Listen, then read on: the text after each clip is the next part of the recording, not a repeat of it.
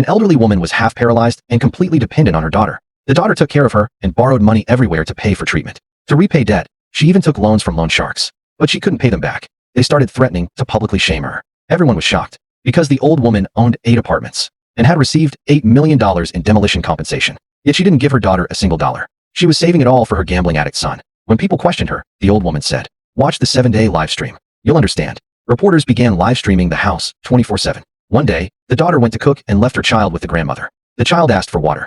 The old woman looked at him coldly. At that exact moment, her son's phone died. She rushed to find a charger. Online viewers were furious. The old woman told the child, "Get the water yourself." The next second, boiling water spilled onto the child. He collapsed to the floor in pain. The grandmother didn't react. She picked up the charger and handed it to her son. The mother ran in from the kitchen and saw her child badly burned. The old woman said, "I can't keep pretending anymore." The daughter immediately apologized, blamed herself. Viewers were emotional, saying she was too kind. Then the husband arrived. When he saw his burned son, he exploded with rage. He called the old woman heartless. He revealed how much his wife had sacrificed to repay the debt. She had even sold her car.